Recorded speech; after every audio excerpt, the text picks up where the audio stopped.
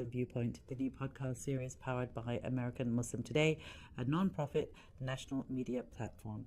I'm your host, Rifat Malik, and today we are joined by Dr. Elaydi, a Yale-educated orthopedic surgeon based here in Texas. Dr. Ali had previously been allowed on humanitarian missions to Gaza, but found that he is now a victim of the Israeli government's attempt to stop Palestinian Americans from bearing witness to or offering aid to the millions of Palestinians who have been under bombardment for over 10 months now. Dr. Ali, you and other doctors were actually in Jordan on a planned humanitarian mission. This was back in June. You had approval from the UN and the World Health Organization and were literally about to enter Gaza when you received this message from the Israeli agency Kogat, which I think essentially controls travel and access to and from the occupied territories, saying you alone would be barred from entering. What reasons were you given and what kind of impact did that have on you?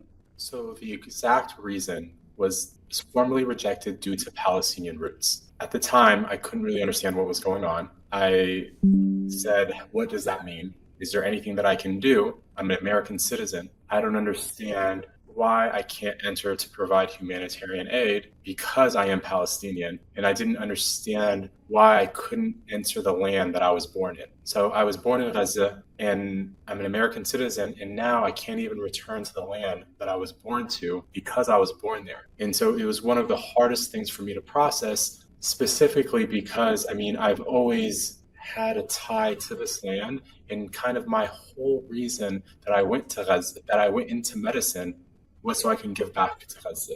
Do you feel, as you say, as an American citizen, you're also a Yale-educated orthopedic surgeon, do you feel that the U.S. government should have intervened or should be intervening in this matter, which obviously illustrates clear bias against you because of your Palestinian roots? Absolutely. So we have, the United States and Israel has a visa waiver program so that Israelis can travel to the United States freely and that Americans can travel to Israel freely. So I don't understand why I, as an American citizen, don't qualify for this waiver. From what I understand and how I feel, this is just another tactic Israel is using in their ethnic cleansing of getting us out of Palestine, in their genocide of not allowing us back into the land that we were born to. They've used many tactics. They've made this land uninhabitable. They want us to leave. They don't want us there. And they're doing everything in their power so that we can't ever return. Now, this whole story actually only came to light because you had posted a message in social media. I'm not sure which account, but that basically went viral. So tell us what you'd said in that message. So I posted it a few days after I was rejected. I wrote, formally rejected due to Palestinian roots. Palestinians can't leave Gaza to save their lives, and Palestinians can't enter Gaza to help save lives. To be clear, I'm not allowed back into my birthplace because I was born there. And basically, after it got some social media attention, which I'm glad it did, people started understanding and seeing how Palestinians have felt their entire lives. The majority of us are refugees, either in neighboring countries or in America. I didn't become a citizen of the United States until I was 18. And so for the longest time, I'm just a stateless refugee. And so this is the reality for Palestinians. We feel stateless. We feel like we don't belong. And even in our own land, our own country, we're not being allowed in. So, and again, this whole targeting of you as a Palestinian or targeting of Palestinian American doctors hit the national news when you penned an opinion piece for CNN, which was published, I believe, in August. And they also reported it in their news coverage. So tell us, how did that article come about? So I was actually approached through social media about this story and asked if I wanted to write something about it. And I definitely felt the need to get the story out there and explain how unfair and how targeted I felt. And the reality is I think it's what Israel is trying and has been trying to do, is to limit Palestinians and to make us feel like we aren't worthy, we're incapable. We've never been given resources while we were in Gaza, and we can't bring resources in. They've created an open air prison and they're trying to keep it that way. They don't want us to accomplish anything. They don't want us to be able to provide anything, to do anything for this world. And I think it's just a tactic that Israel's really trying to push. Something that I heard in the news is what has Gaza provided for this world? The reality is is we are being so limited from resources, from education. I mean, the children haven't started school, haven't went to school since the start of the war. They want to keep us unaccomplished. They want to keep us uneducated so that we can fit the picture of how they refer to us as animals and barbaric. And I know there was interest from other media as well. So did any of the other sort of media organizations reach out to you, and did that pan out as well? So I actually was reached out by more than a few media organizations, a few big names. I was interviewed. I think they just got pushed back from ever publishing it. And despite me spending hours on the phone doing interviews and providing statements, it was actually never fully published. And one of the things that I was told is the publisher didn't want to put it out there. And I think that's been an issue for a lot of people who are obviously deeply upset about what's going on out there, that the media is not covering the issue properly. Tell us about your first visit, because you did actually go to Gaza in April before, your second attempt. What was your experience like in April? What did you see? How were you able to put your skills to use there?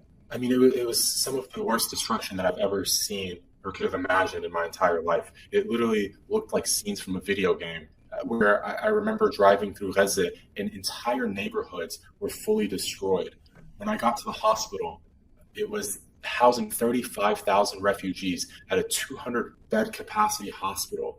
The system was so overrun and so overburdened, it's nearly impossible to really take care of everything. I mean, the majority of the patients that I was treating and seeing in the hospital were children.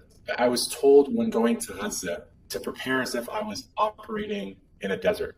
So we brought everything that we thought we would need with us, from anesthesia medications, from hardware, from masks, gloves, because we had no idea what to expect and what was available. I mean, I even had my family members asking me to bring in insulin and seizure medications for their children because they couldn't get any medications in. They've limited the amount of imports and aid that's able to come in, where not only are the Palestinian people dying from the bombs and the warfare, but we're dying from disease, we're dying from starvation, and they're killing us from every avenue. How far does fears about your own safety come into this, when you bear in mind that over 500 health workers have been killed since October the 7th, which is by any standards, I believe, one of the deadliest war zones that there is right now. And there have even been evidence of reports of medical workers and doctors being executed point blank. Does that impact your desire to go back there? So the World Central Kitchen attack happened the day that I was entering Gaza. Before I left, I fully said my goodbyes to my family and loved ones, knowing that there was a possibility that I couldn't return. But being born in Gaza and being given the opportunity to do something, and the opportunity that the people of Gaza did not have, I felt like it was my obligation to go back. My life is worth no more than their lives. Yeah, I was afraid that I wouldn't make it back, but it's my duty and my obligation to serve these people, my people. Have you been given any indication in the intervening weeks or months that you might be able to go back? We know, obviously, as we're just discussing, it is still a very deadly situation. The bombings are continuing. Over 40,000 people, conservatively, have been killed, mainly women and children. I know you went through an organization called Fajr Scientific. Is there any indication that this ban on you as a Palestinian American will be lifted? I don't believe it will be lifted anytime soon. And I know that they have even made it more difficult for people of other nationalities to get in. There's a group of people that I went to Gaza with who was supposed to enter Gaza a few days ago that still hasn't been granted access, and they haven't been given reasons. And there's other individuals, not Palestinian and of other descent, who weren't ever formally rejected. However, their entry date kept getting pushed back to the point where they just couldn't sit and wait around and had to go back to their work. And so they've made it more difficult to get in. And the organizations, knowing this, knowing how difficult it is to deal with Israel and their impossible restrictions, aren't really even accepting Palestinians to in the missions going in, because they are getting so much pushback, and it is making it difficult to get anybody in. As you said, that obviously earlier you were born in Gaza, and you were a refugee there, and I think you left when you at the age of 5, but you still have family there.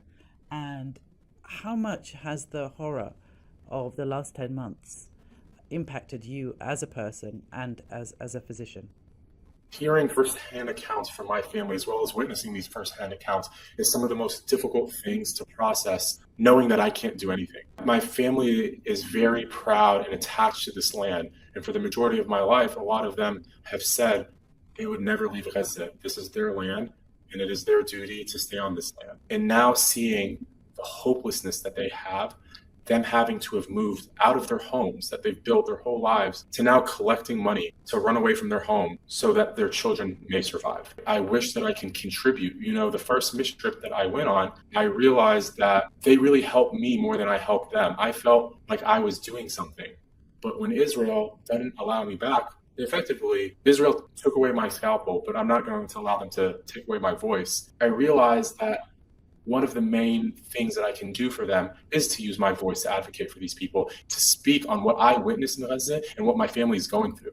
Just a final question to you. Obviously, the situation in Israel and in Gaza is very tense. We know that there are huge protests going on. I think it is the 5th day of protests in Israel. Israelis are deeply, deeply angry with their own government, with the government of Netanyahu. Do you think that the American government, that the international organizations and governments could come together and do something? And at what point is it, just unbearable? At what point is it too much that something needs to be done?